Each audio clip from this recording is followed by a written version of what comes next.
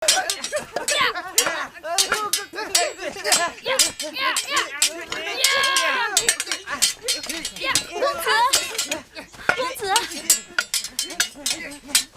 子，大王和王后他们过来了，赶快准备吧。嗨，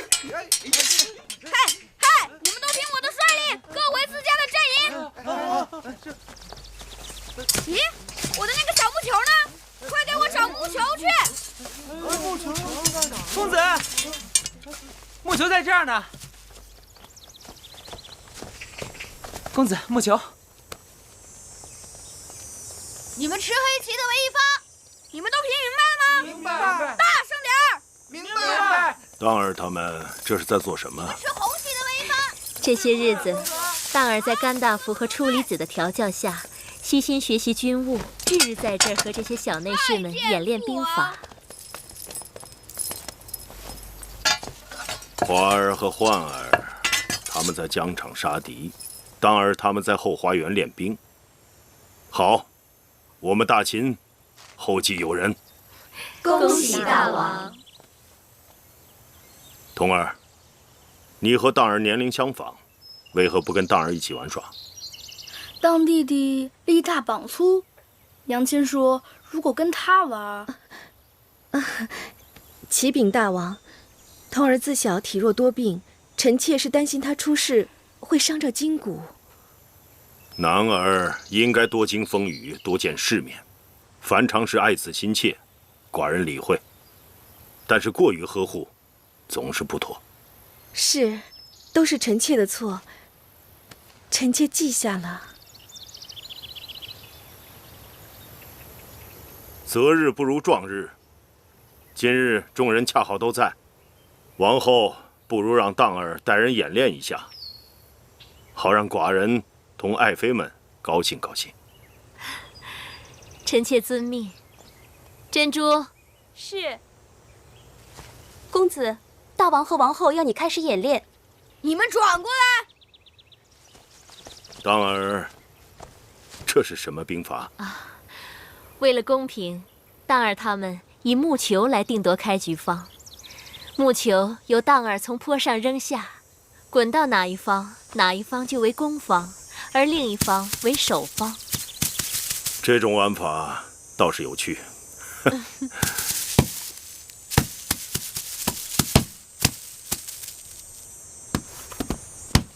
这木球没有滚下山坡，这算什么？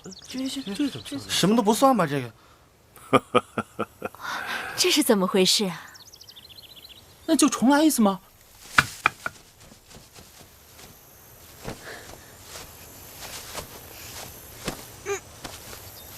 你胳膊最长的，给我把球掏出来！是。大王。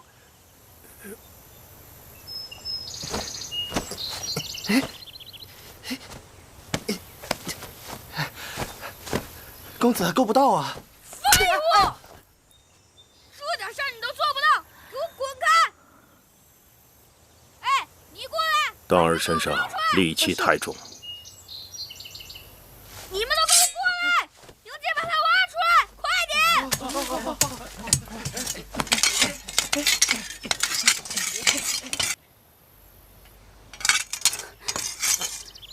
王后，要不让人再找个木球来，重新开始，小孩子的把戏嘛。你见过一场大战，兵马出阵，又退回来再重新开始吗？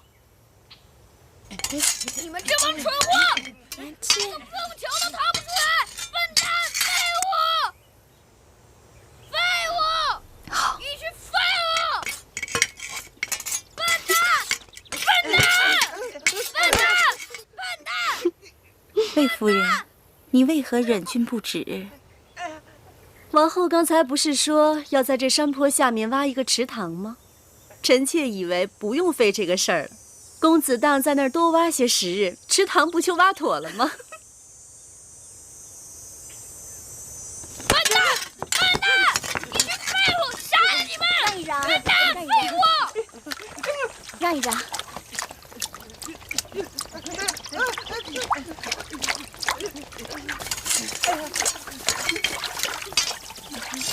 让一让，三哥哥。当哥哥，我来帮你。走开！我不需要你帮。当儿，既然继儿有了主意，你暂且让开。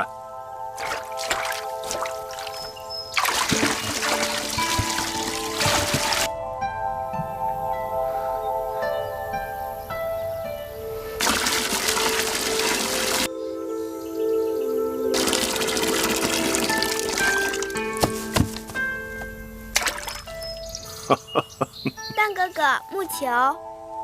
我不要，我不要。继儿，到父王这里来。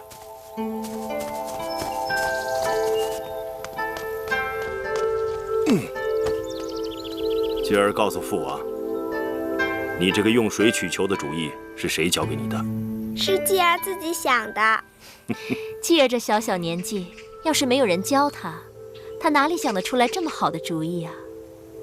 夫子言：水可载舟，亦可覆舟。继儿想，木球比舟船轻得多，水可载舟船，定可载木球。触类旁通，举一反三。继儿聪慧，是寡人的好孩儿。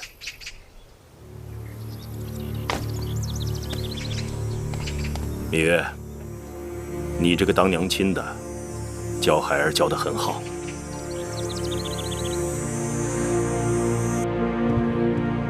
当儿真是太不争气了。王后也怪不得公子，当时那么多人在那儿，谁又想出主意来了？难道那个嬴稷真的天赋异能，引物绝人？王后，先喝口茶吧。今日之事，王后不必过于烦恼。那个嬴稷才6岁，只能算是他运气好，让他给碰上罢了。先不说那木球，当儿当众随意打人，已让大王很不欢喜。平日咱们公子性子好着呢，那也是一时气急。早知如此，又是何苦？与甘大夫筹划多日，全为他人做嫁衣裳。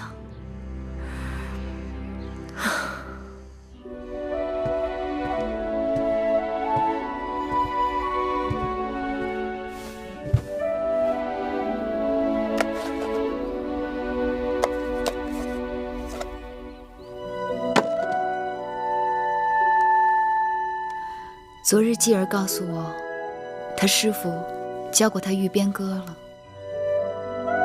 教继儿玉鞭歌，你就想起鞭子了？给我吧，都这么多年了，你已经用不着它了。还是我自己收着吧。葵婆婆，葵婆婆，继儿肚子饿了，有糕吃吗？有，婆婆刚刚做了桂花芡实糕，婆婆去给你拿。娘亲，去哪儿淘气了？看你一头的汗。慢慢喝，不着急。我跟师傅去骑马了。父王曾说，我若学会骑马，以后就让我跟他一起去打猎。学得怎么样？师傅都夸奖我了呢。真的？好继儿，才6岁就学会骑马了，比娘亲能干。这个是什么？这个是鞭子。比我骑马的鞭子要长许多。这是兵器，顶得上一把刀，一张弓，一支歌。继儿会唱一边歌，娘亲会吗？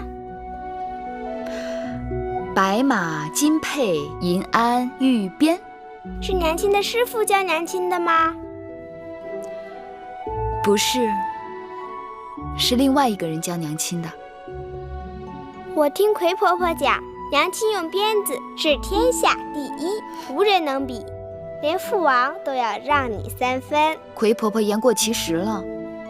娘亲教继儿用鞭子好不好？好啊，你看，鞭是一条绳，全靠缠得轻，使鞭时要收回如虫，放出如龙。甘大夫让你写一篇策论，有关蜀中治理的。这10几日过去了，你一字未写，整日与宫中那些有气力的内侍们比举石锁，耍刀枪，你是要气死你母后吗？上次甘大夫让孩儿谈霸业，论兵法，孩儿的功课都得到了甘大夫的夸赞。可那蜀中治理跟我有何干系？这篇策论还是让策士们去写吧。眼下蜀中治理是你父王心中的一件大事，你要想让你父王看重你，就该有些见地。替父王出谋划策的事儿都让我做了，那些朝廷的谋士将相还做什么啊？你这话要让你父王听见了，你……孩儿累了，要回去睡会儿。王后不必太心急，公子年纪还小，这些道理要让他慢慢的明白。大王迟迟不立太子，当儿又如此不听话。本来大王好意，让当儿跟着甘大夫与处理子学习军务和政务，结果当儿只知道耍刀弄枪，一点书都读不进去。可毕竟公子是大王的嫡子，处理子也说过，大王是有意将咱们公子当立为储君的。嫡子又如何？秦国历代也不都是嫡子继位，何况大王的念头时时会变，万一有人蛊惑大王，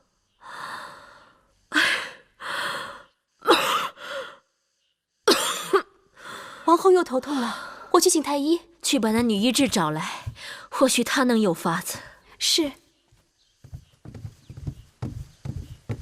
八子，妹妹来了。王后，听说王后有疾，妹妹特来看望。也就是个老毛病，还劳烦妹妹来探望。去，把我屋里那盒子拿来。是。妹妹，过来。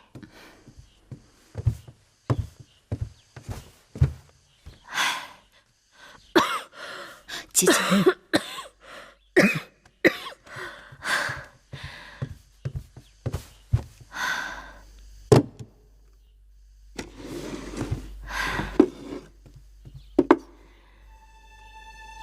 这是当年王兄给我的一块独山玉。妹妹帮姐姐看看，这玉成色如何？独山玉素来以色泽多彩而闻名，三朝以来都是王室所爱。姐姐这块玉璧，晶莹剔透，色作芙蓉，实是不可多见。既然妹妹也说成色不错，那姐姐就将这玉转赠给你。姐姐这块玉太好了，给妹妹就糟蹋了。姐姐知道，妹妹这些年跟在大王身边，见过的宝贝不计其数。但这玉也是姐姐的一片心意。人养玉3年，玉养人一生，还望妹妹不要嫌弃。那妹妹就收下了。姐姐，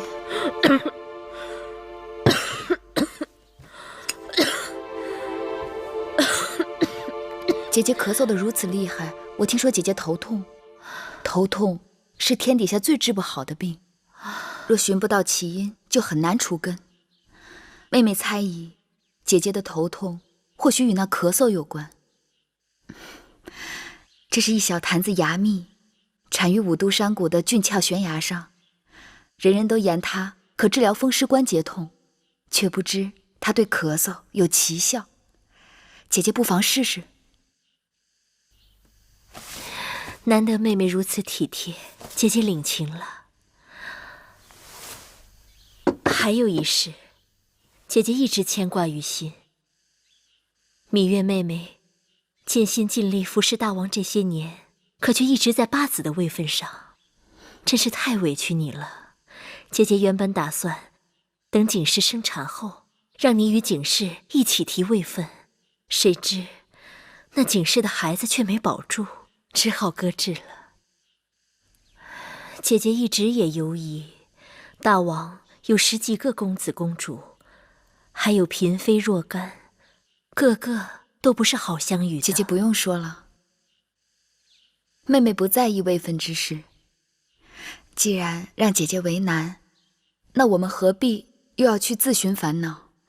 只是妹妹，姐姐不必再提此事，妹妹领情了。八国和茶国这几日派使者来到咸阳，说蜀国和楚国勾结，欲灭茶国，再灭巴蜀，要我大秦派兵救援。可巧，这个张子却上奏章，希望出兵攻打韩国。公孙衍因为兵败函谷关，被魏王驱赶出魏国。他去到韩国，却得到韩王的重用。张子前仇未报，所以才提出攻打韩国的吧？你说，寡人应该往何处用兵啊？大王不该问我，妇人不敢整。那就说点你们妇人能说的事。听说王后要给你提位分，你竟然一口回绝。姐姐贤淑，病着还在为芈月着想。你真的一点都不在乎宫中的位分吗？大王想要我在乎吗？来，吹这里。是。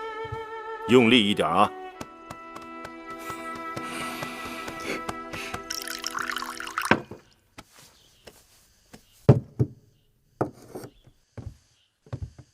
智姑姑的手最为灵验，只要智姑姑一来，我的头疼定能好许多。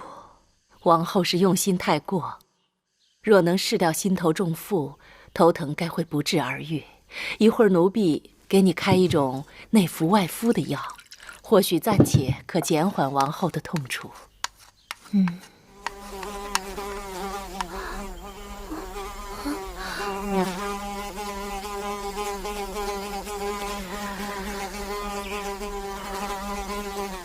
什么声音？这般烦人！万万不可招惹这疯子！为何？那是杀人疯，平日见了他躲还来不及，你竟然敢惹他！开窗请他出去便是了。是。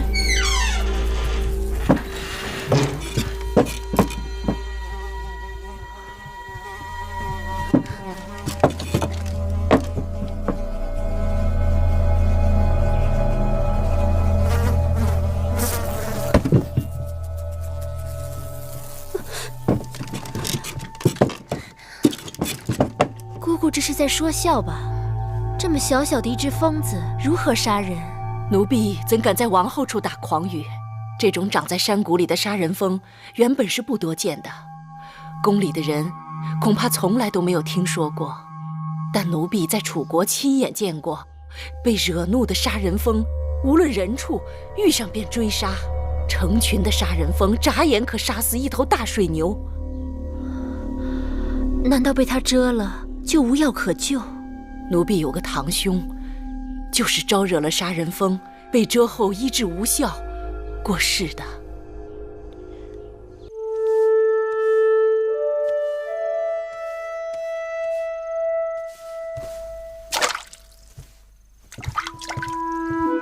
大王到！大王，臣妾失礼。你自己病成这样，还要多礼？太医和女医治为王后诊过脉了吗？诊过了，大王。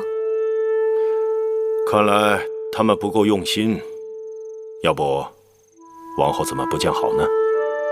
大王不必责怪他们，是臣妾自己的身子不争气。女医治对臣妾有几句话，臣妾思忖良久，觉得或说中症结。寡人愿闻其详。释掉心头重负，病症自然不治而愈。王后心头有何重负？当儿勇猛有余，智谋不够，且从小娇惯，是臣妾没有把他教导好，辜负了大王的殷切期望。当儿年纪还小，心性未定，王后不要过于急迫。大王越是恢宏大度，臣妾越是诚惶诚恐。臣妾有一念头，不知当说不当说。但说无妨。臣妾与芈月是亲姐妹，嬴荡与嬴稷是亲兄弟。嬴荡好武，嬴稷喜文。若是让他们两兄弟经常在一起切磋，必定相互帮衬，互帮互长。王后心思缜密，依寡人看，这主张甚好。一文一武，一文一武，正是铸造社稷重器之正道。寡人明日下旨，选荡儿和继儿的先生进宫，商讨如何共同授业之事。臣妾只是病榻之上偶尔一念，是否妥当，全凭大王拿主意。淑儿的主张没有不妥之处。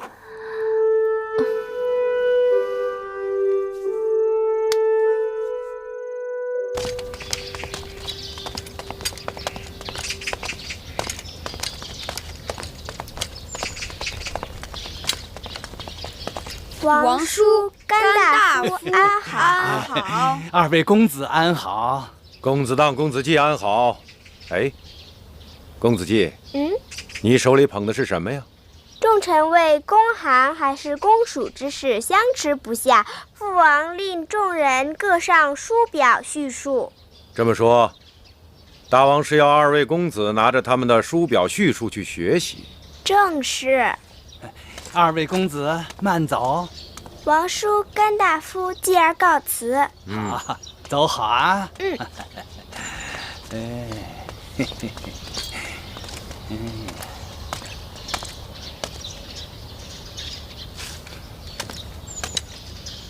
王后是想立公子荡为大秦王储，可为何又提议让公子季一同拜师学道？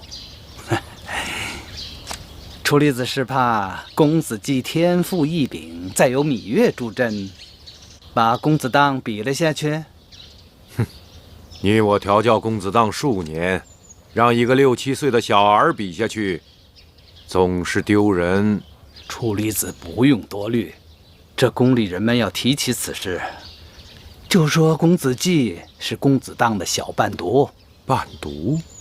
只有太子才有伴读。嫡公子当太子之前也可以有伴读。哎，这是不是伴读并不重要，重要的是人们心中的继承事实。这计谋不像是王后的心术，倒像是出自甘大夫的手笔。楚离子过誉了。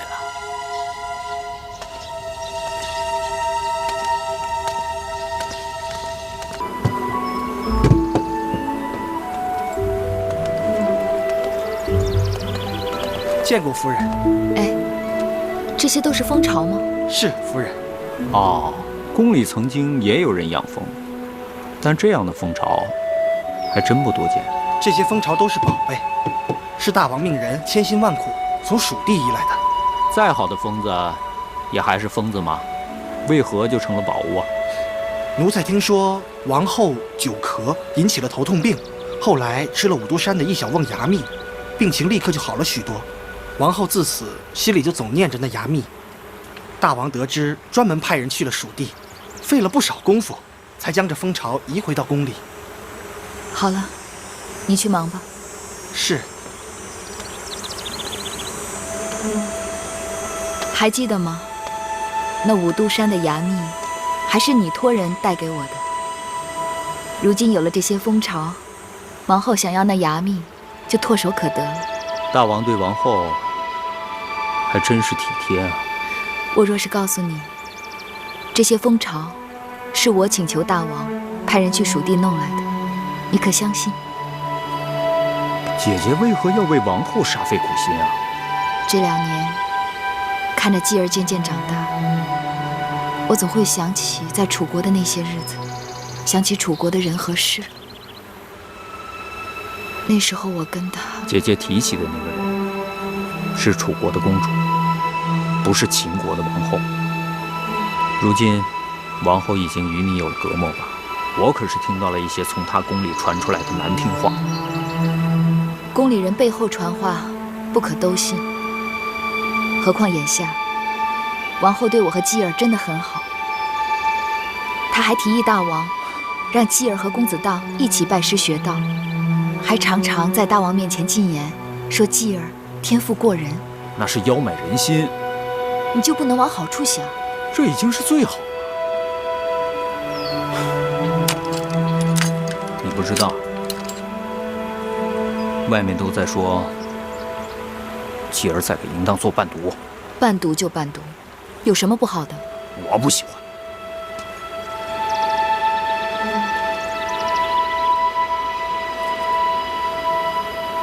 哎，好了，萧然千里迢迢赶回来，也不是为了招惹姐姐生气的。太阳都偏西了，我也该出宫了。走吧，姐姐送送你。继儿，父王，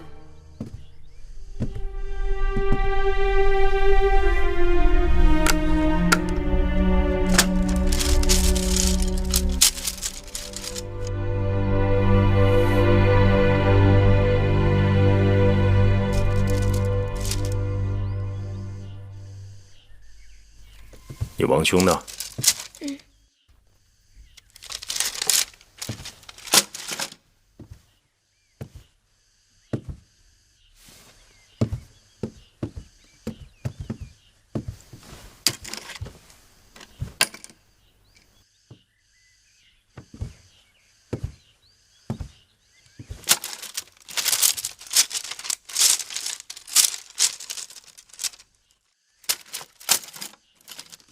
哎，公子，慢点，公子，公子，快点！拜见大王，拜见父王。你这是到哪里去了？荡儿肚子不舒服，如厕去了。这是你的功课吗？这么一点小事都做得如此潦草，将来如何担当大任？儿臣该死！土地丈量、户籍登记，乃是国之命脉根本，你怎敢轻忽至此？你是寡人的儿子，不但要有无敌之勇力，更要有治国之本事。你看看继儿，他是你弟弟，年纪比你小，做事却用心竭力，一丝不苟。涂涂画画，打不得天下。先生每次让儿臣论兵法、论布阵，儿臣都是条理分明。论兵法振振有词，论政务笨嘴拙舌，习武厌文，你顶多只能做一介武夫罢了，如何担当大任？孩儿以为天下都要先打下来，才能谈及治理。你以为天下是野牛闯阵打下来的？打天下是要靠心思，而不是蛮力。是，儿臣知错了，儿臣这就去把先生的功课完成。记住，这不是先生的功课，是你自己的功课。是。起来吧。谢父王。身为嫡公子，应该为其他兄弟的表率。寡人像你这么大的时候，恨不得一日当2日用，哪像你这样。好了，先生给你们的功课，以后再说吧。今日父王要给你们一个新的功课，是攻城略地的事情。是。朝廷重臣为伐韩还是攻蜀，已费议了多日。你们都看过张国相和司马将军的书表叙述，各自回去好好想想他们的长短利弊。3日后，与父王讲述你们的主张。是。王后，您不必太担心公子，公子年纪还小，贪玩也是正常的。等公子长大了，自然就好了。只是奴婢不明白，王后为何要抬举那芈月的孩儿，让他跟咱们公子在一起听先生传道授业？就算是要给公子找伴读，也该找个憨厚老实的。长此以往，荡儿就知道什么叫机不可失，时不待我，就知道做人做事如履薄冰。可是那公子季处处都抢了咱们公子的风头。处处？哼，我看也未必吧。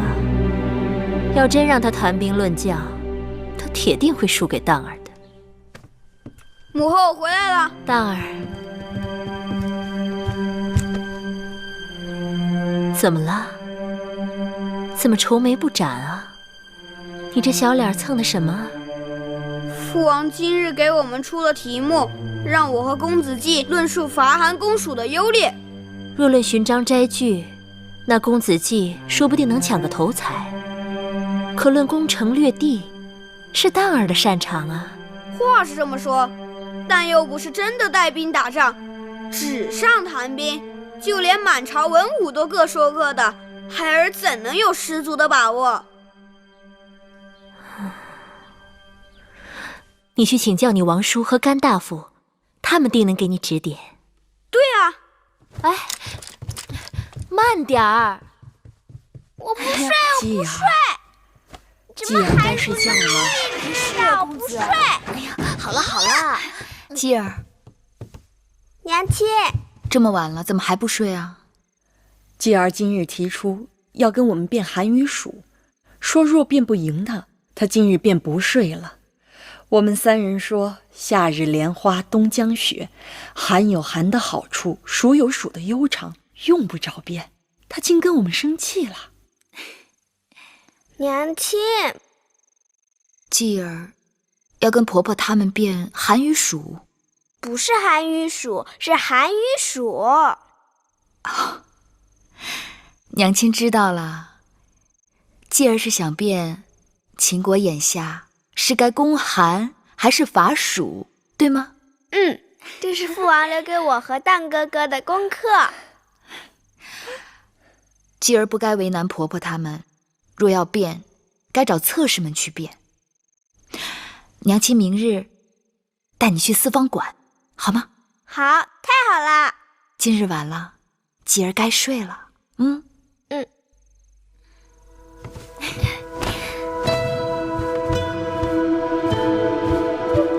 依鄙人看来，国相力主攻韩，自有他的道理。自从公孙远投奔韩国，得到韩王的赏识，他据三晋，窃周天子之名，蛊惑列国，以秦为敌，以报我大秦未能重用其之仇，报张子排己之恨。而张国相也必然是公孙衍为大敌，因此也会对三晋之地和周天子的号令耿耿于怀。可我认为，司马错将军的主张更有道理。若要强兵，必先富国；若要富国，必先扩张领土。欲行王道，必先得人心。这三者齐备，则帝王之业自然可得。鄙人看来，战事可行否，全在稳妥二字上。大王，他们都到了。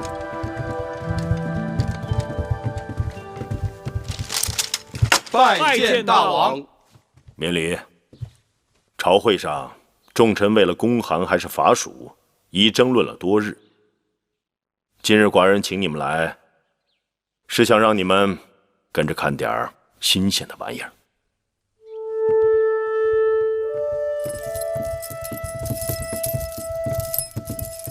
皇后，请稍等。今日大王考荡儿和继儿的功课，姐姐近日闲得发腻，所以邀妹妹前来，一起凑个热闹。荡儿有绝伦之力，高士之志，继儿只能以勤补拙。大王虽器重荡儿，但荡儿也还需亲兄弟帮衬。皇后，八子，请。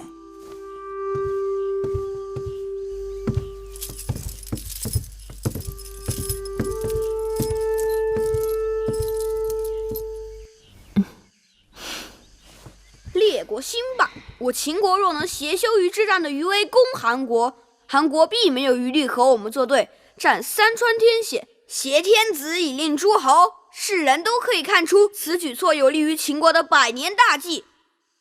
父王，休于之战，秦国自己损失了数万将士，因为打仗秦国错过了农时，去年、今年的收成都不好，如何支撑来年的战事？所以才要打大仗，才要攻韩啊！这2年的收成，反正是注定损失了，就只能从战争中获得。与韩国交战，占领城池和土地，就能获得收成。若是能够挟持周天子，还能令各国上贡。万一败了，或者僵持不下，那秦国就没有退路了。我大秦威武之师，怎么可能败呢？僵持也不可能，定是一战而胜。胜败乃兵家常事，谁能保证每仗必胜？那公韩没有必胜把握，伐蜀就一定能赢吗？这么说，当哥哥其实认为公韩、伐蜀都可以，能打赢谁就打谁。那是自然。哎，不对，我不是那个意思，父王。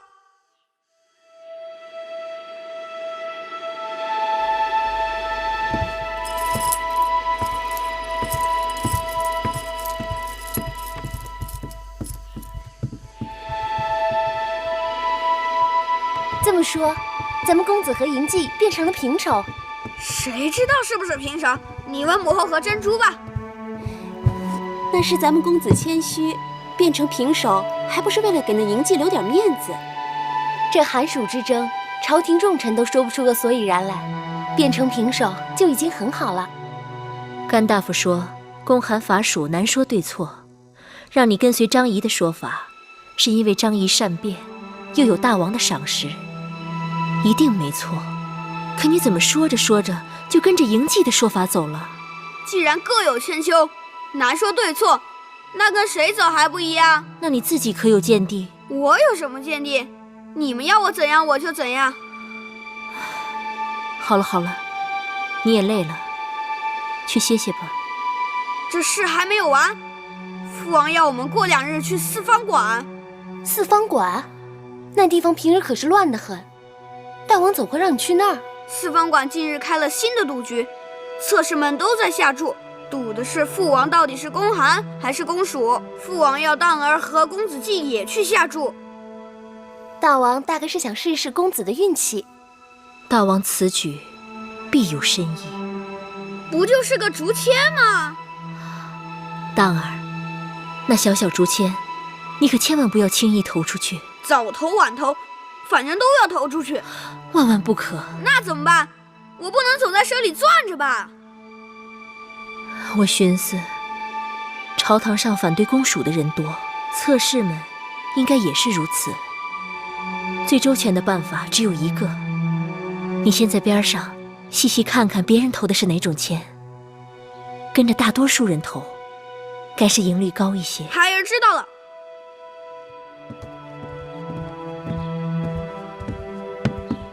大王，八字来了。大王，时下阳光灿烂，你的脸却是阴雨绵绵。坐。大王，芈月有一事不明。何事？大王，先让荡儿和继儿对公韩还是伐蜀各抒己见，眼下又要让他们2个人去四方馆投注，这是为何？你向来百灵百力，你说是何意？大王，是想让荡儿和继儿相争吗？寡人是想看看自己孩儿的才干和天分。韩蜀之争本来是朝堂之争，可眼下这样，恐怕会弄成荡儿和继儿之争，这会引起别人的怀疑，甚至是猜忌。谁会猜忌？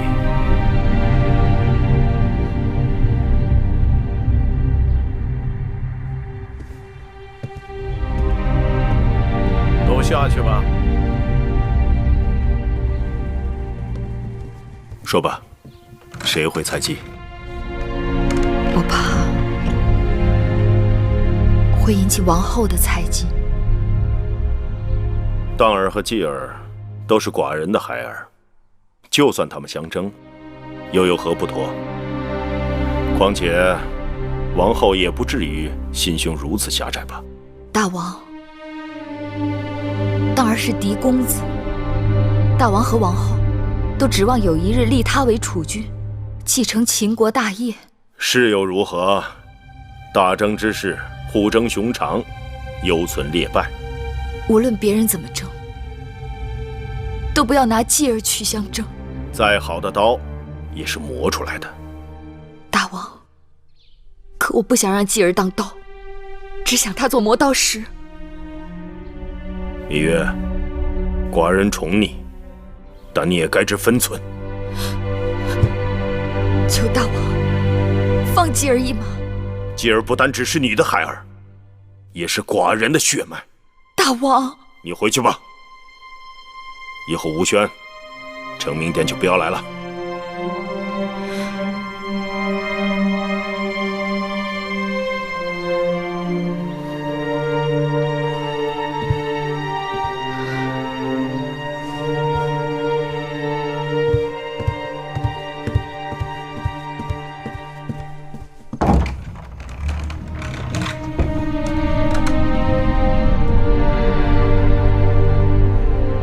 娘亲，你在想什么呢？娘亲在想继儿。在想继儿的什么？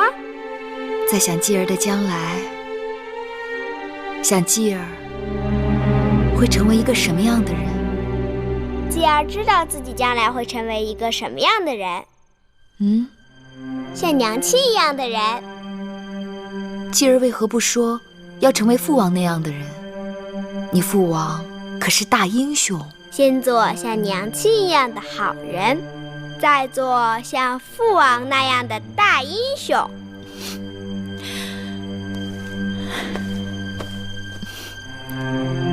继儿说的对，首先我们要成为一个好人，将来才会成为一个大英雄。明日继儿要和荡哥哥一起去四方馆下注，娘亲有什么要嘱咐继儿的？无论别人怎样，继儿只要用自己的心去下注，就不会错。继儿知道了。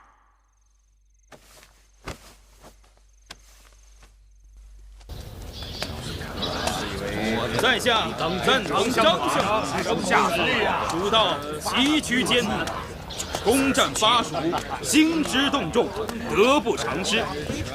在下主张公函，这公函可以走3步棋，一会儿再聊。愿闻其详。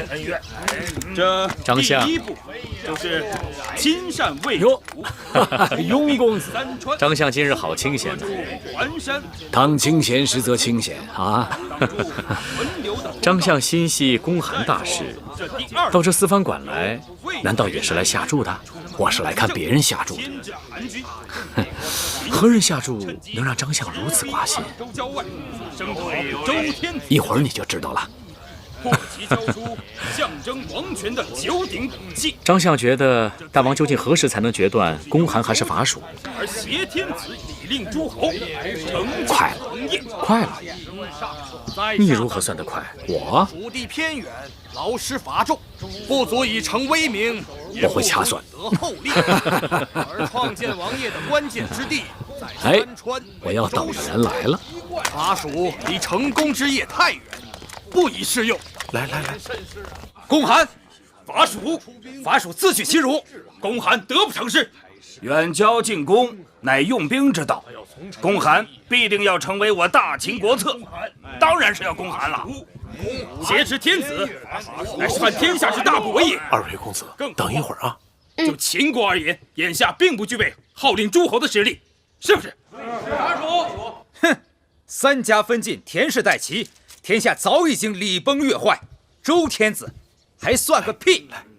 公子，拿着。人皆知公函之力，这是你们投注的竹签。且听我说，二位公子不必太拘束啊，可以四处走走看看。只要在四方馆天黑关闭前，你们进行投注便可，好吗？韩魏2国为何不先下手为强呢？就是因为实力不够，反而还会引起众怒，成为公敌，是不是？是。法属就那么容易吗？茶国、八国都是想借助秦国的力量而自保，简直一派胡言！有举国和八国引路，法属就是顺势而为，应势而动，所以必须得法属。公函，言之有理。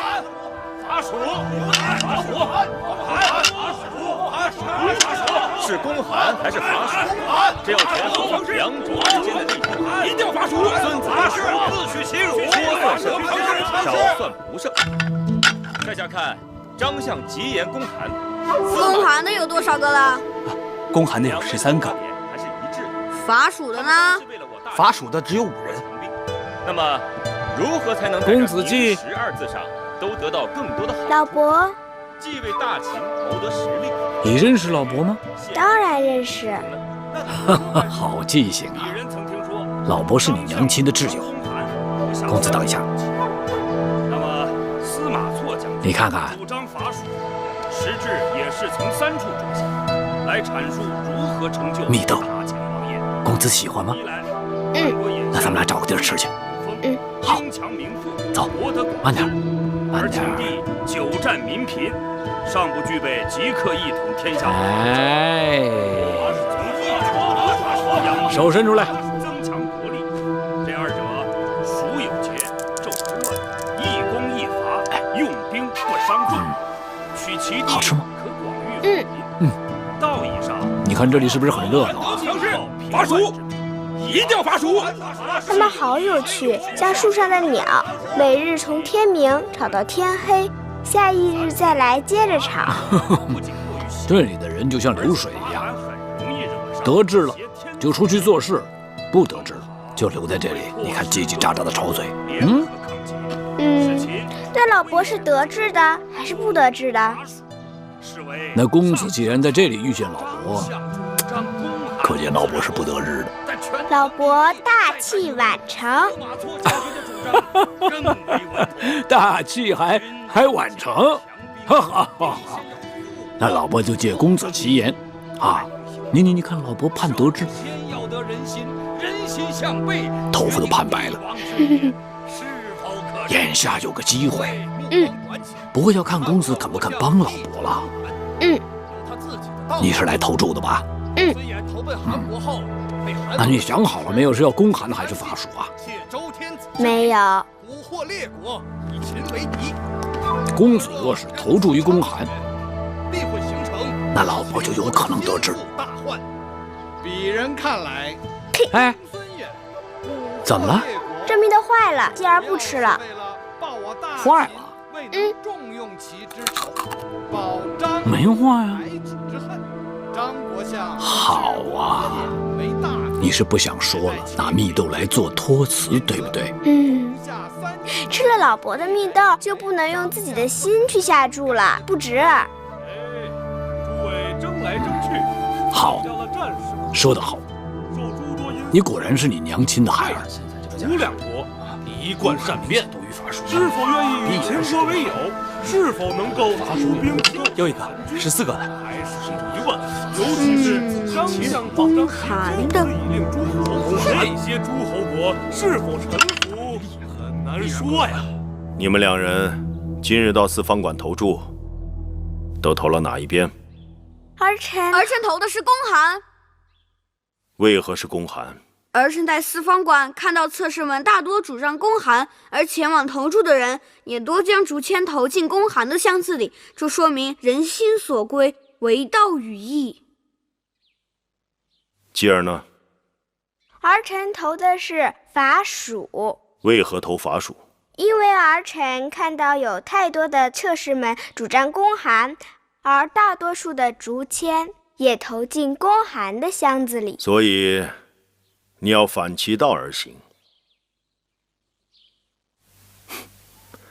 父王不明白。继而看过父王与娘亲下棋，娘亲总说人人皆知的棋路，你的敌手也一定知道。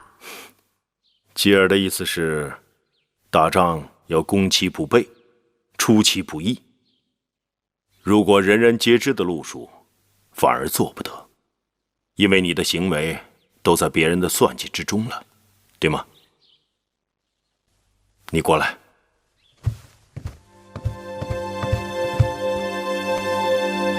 你刚才说的那些话，是谁人教你的？无人教我。不是你娘亲让你这么说的吗？不是，娘亲说，让我用自己的心去下注。反其道而行。初离子说，大王还夸那嬴稷说的有道理。啊，甘大夫让奴婢告诉王后，不必过于担心。就算那嬴稷的话正对了大王的心思，并不代表此事可行。蜀道艰难，金汤地险，要不然这么多年来，秦楚两国虎视眈眈，却奈何不了巴蜀，就是这个原因。唉，此番巴蜀相争，八国主动邀请秦国入蜀，的确是个攻蜀的千载难逢之好机会。尽管有8人引路，走得通走不通还是个疑问，说不定大王就会知难而退。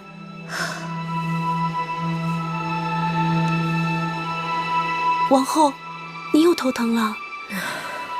去，给我冲一碗牙蜜水来。是。长子，我这次专程来你这儿，就是想问问你，你是否真的以为，假若我大秦攻巴蜀，弊大于利？芈月，你怎么也说这等糊涂话呢？嗯？巴蜀一直是秦楚两国的必争之地，可是蜀国跟楚国交好，一旦灭了八国，楚人就能借汉中而入巴蜀，对秦形成威胁。反之，秦国若能利用巴察两国之求援，引兵入巴蜀，以巴蜀之富庶，定能成为秦国之粮仓，那样秦国的关中、汉中、巴蜀就能连成一大片了。长子好见解。但是别忘了，蜀道崎岖，难似登天呢。长子，蜀王最喜欢什么？蜀王贪财，可无补于事。你该不会真以为他接了我们的财物就能把江山拱手送给我们？有戏可乘，总好过无懈可击。长子真的赞同伐蜀？是，大王。楚若得蜀，可以压秦；秦若得蜀，可以伐楚。有朝一日，大王若能将楚国纳入囊中，这天下就得了一半了。可你当初，我当初，当初，张仪太过看重个人荣辱恩怨了。我与那公孙衍不共戴天，总想除之而后快。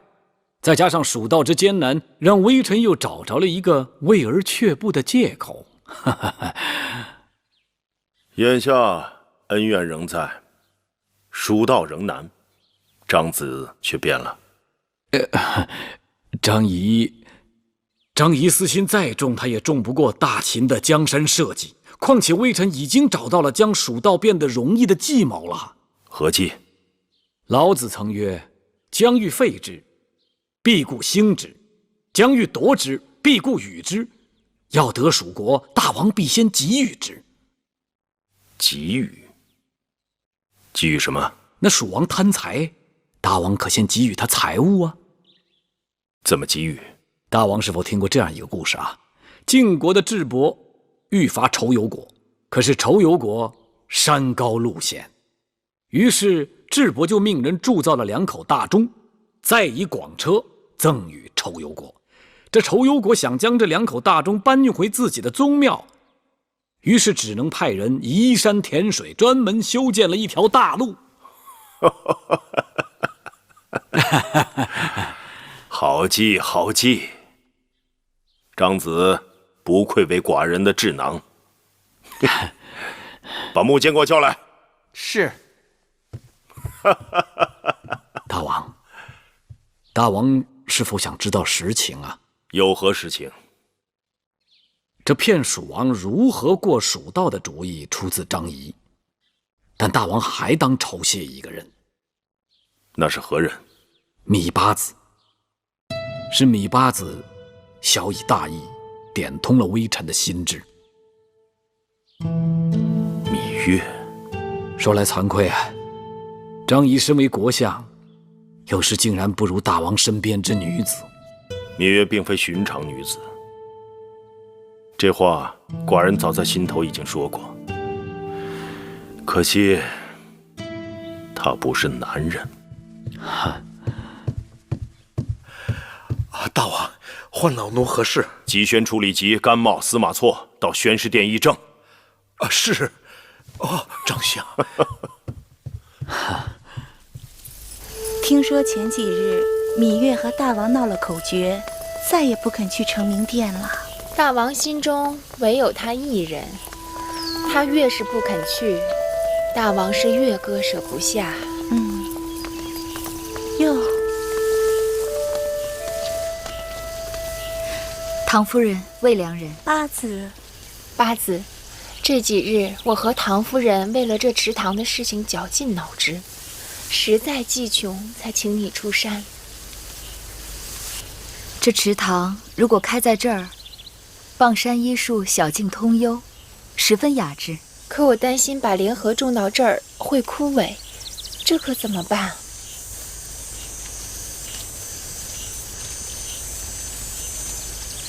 荷花喜光，贪恋日晒，极不耐阴。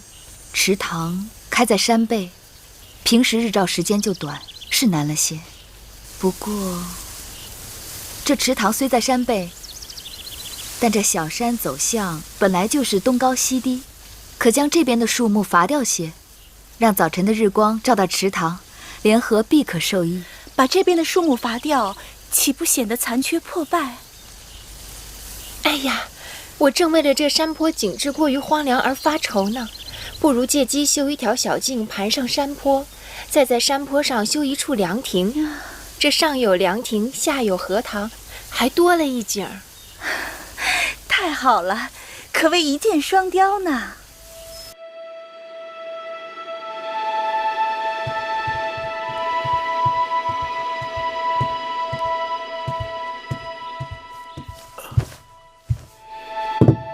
大王，园子里景色撩人，大王要不要出去散散心呢？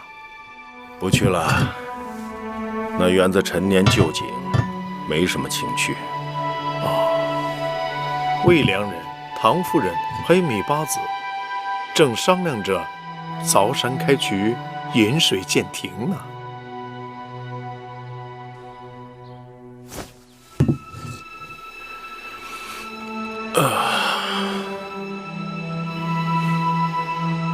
寡人还是出去走走吧。大王这是要去？你不是说园子里的风景不错吗？是。你们几个在这儿打个桩子，做个标记，一会儿再去山坡上做个标记。是。八子，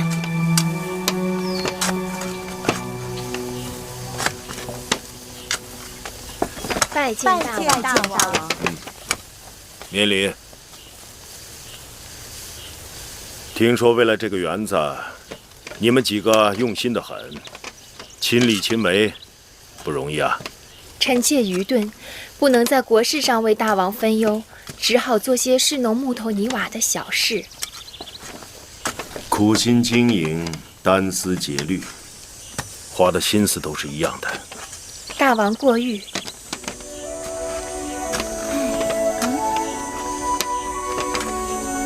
大王，我们还要选建亭子的地方，就先告退了。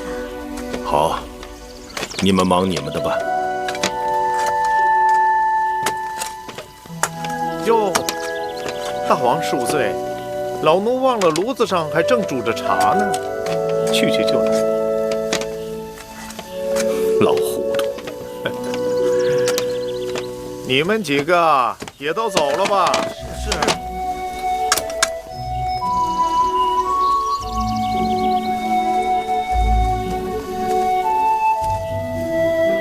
你往日见了寡人喋喋不休，为何今日默不作声啊？芈月怕言语有失，冲撞了大王，还顶罪。这些日子，你一次都不来承明殿，原来是一头钻进这山水中了。大王，先别说自己的委屈，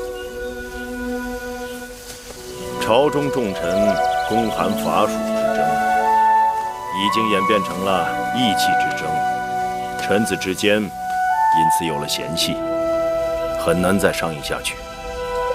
我让2个孩儿以此为题目争论，童言无忌，大家都是旁听客，反而容易明了两方各自的主张，利弊就越辩越清楚。你这个丫头，不从大局着想，还跟寡人说什么磨刀石？原来如此，芈月懂了。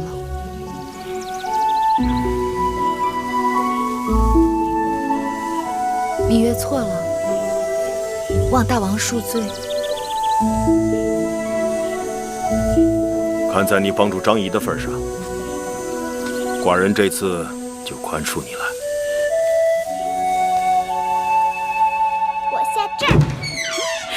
那让娘亲想想，该下哪儿啊？吉儿，大王，来。父王，你好久没来了。可有想念父王？啊？父王，我好想你呀。吉儿又中了。吉儿快下来，父王累了。来，公子。走了，小公子，我们出去玩去。来，来。大王面带喜色，定有佳音。张仪的计谋成了，寡人让张仪在蜀道放置了5只石牛，夜里悄悄让人在石牛屁股下面放金子。蜀人以为石牛会拉金子，马上报告蜀王，蜀王大喜，派出力士开山辟道，要拉回这5只石牛。看来蜀国已在寡人的掌握之中了。恭喜大王，贺喜大王！寡人若得巴蜀之地，水路可直通楚国天险；寡人若得巴蜀粮仓，将来再有大战，秦国便可无后顾之忧。此番谋划，你立下了大功。你若是个男人，此功可封上侯，受食1000户。如今臣妾亦是受千户之爵，所以大王就不用再赐臣妾什么了。月儿，寡人不会忘记你的功劳，至少你该为继儿讨个封赏。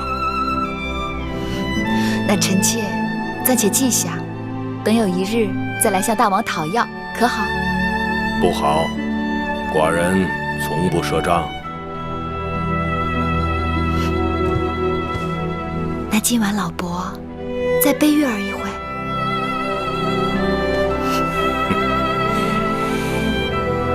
好。捷报！捷报！捷报！捷报！捷报！公元前315年，秦军借道巴国，占领成都，蜀国灭亡。又借察国与巴国劳军之机，一举灭亡了巴国和察国，尽收巴蜀之地。从此，秦国从水路可直插楚国大后方。秦军拿下巴蜀之地，大王今日在朝堂上奖赏攻占巴蜀的有功之臣，竟然还特别夸赞了公子季，说他力主攻术，见识过人。可与那神童像什么相比？像什么？神童项佗，他7岁时，孔子尊他为师。这殿外边怎么这般喧闹？大王欢喜，论功行赏，宫内外弹冠相庆。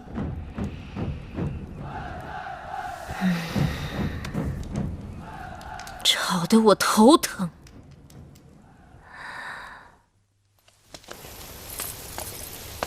转眼又是1年春日了，光阴似箭啊！春光依旧，物是人非啊。姐姐可曾听说，张仪前几日在朝堂上说，大秦疆土现今已扩张数倍，江山社稷需要后继有人。他建议大王考虑立储，还说应当立长，立贤，却只字未提立嫡。朝中的旧族也有人公开推举公子华，这下王后的头疼病定会越发厉害了。王后的头疼病加重，大约还因为秦军占领了巴蜀之后，楚国的水路洞开，秦军自巴蜀沿水道入楚，可谓便利得很。他的王兄啊，又要来信骂人了。小心点，别弄洒了。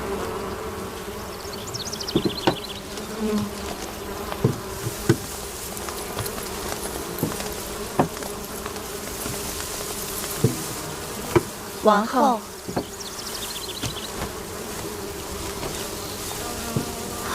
唐夫人，魏良人。皇后好兴致啊！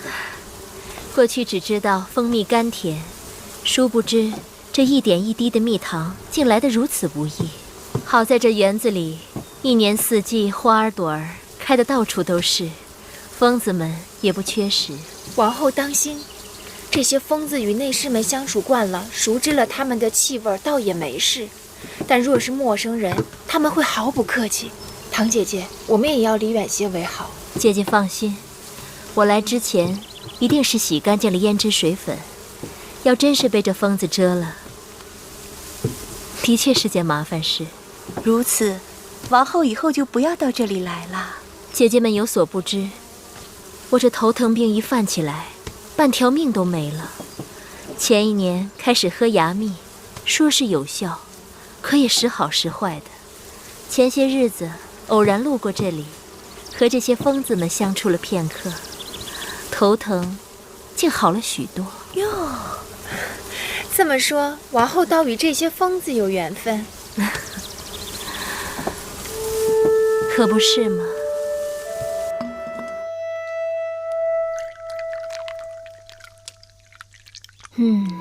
色泽如金，澄清透明，芬芳诱人，果真是好啊。你去让人再打2罐，给魏良人和唐夫人送过去。是。母后，蛋儿回来了，继儿也来了。拜见母后。别拘着，过来，让母后好好看看你。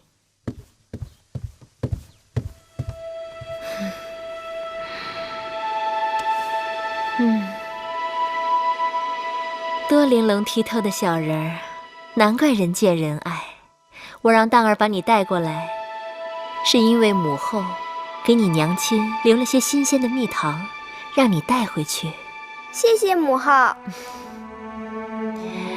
我和你娘亲是姐妹，你和蛋儿又是兄弟，以后啊，不分彼此，常来就是。知道了。母后，我饿了。继儿一定也饿了吧？珊瑚，你去看看，让膳房蒸的黄米糕好了没有？是。哦，对了，母后这儿有去年腌的蜜饯果子，珍珠，去拿些果子过来，给继儿尝一尝。是。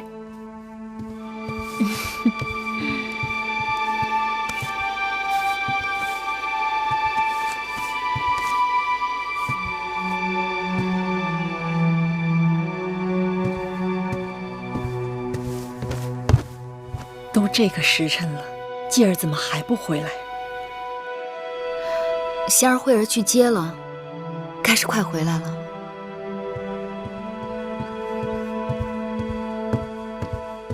继儿呢？公子被公子当带到王后处去了，王后说要留他用晚膳，我也不好推辞，就只好让慧儿在那等着。王后近日为何对继儿这般亲热？姑姑的意思是，这2年王后一直闹头疼病，最怕嘈杂吵闹，更不喜见小孩子。姑姑多心了。王后是宫中公子公主们的母后，与我更是至亲。通儿，多吃点菜。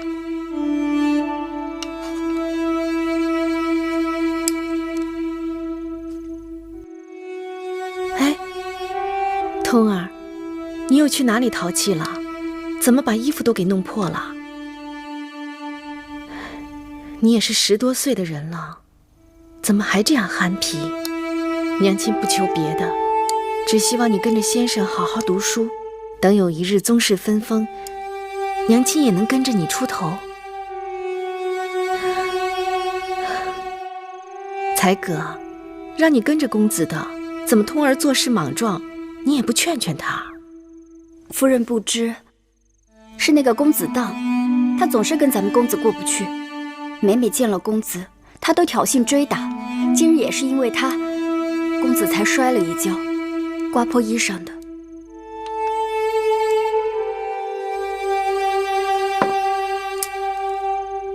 怎么了？为什么不吃了？吃饱了。通儿，有些事咱们暂且先忍忍，再见到公子荡，咱们躲开便是。娘亲，你让我一辈子都躲着他吗？人在做，天在看，多行不义必自毙。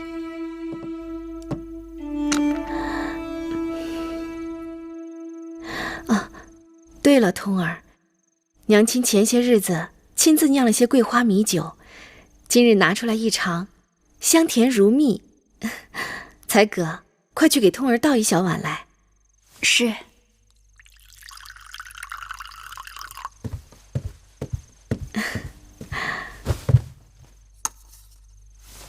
哎，通儿，别喝多了。这个米酒不似寻常的米酒，它是由东夷进贡的极品胭脂稻米酿就的，后劲儿可大得很。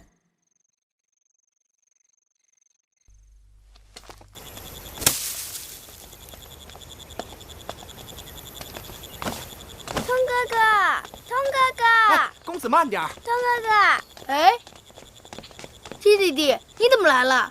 好久不见。姐儿一直想来找哥哥玩，只是每日功课太多，总是不得空。这2日先生病了，我才能出来玩。这是我新得的，连葵婆婆都说这手艺比得上神将鲁班。通哥哥喜欢？自然喜欢。那就送给通哥哥吧。谢谢弟弟。眼下我要去交房店见王后，明日再来找你玩吧。好，咱们去抓蛐蛐吧。走。东西都对吗？这东西是我托行当里的高手弄到的，绝无差错，不信你可以验货。好了好了，快把筐子盖好，真要飞出来，还不知道害死的是谁。把这东西好生放到事前说好的地方，切不可有差池。姑姑放心，退下吧。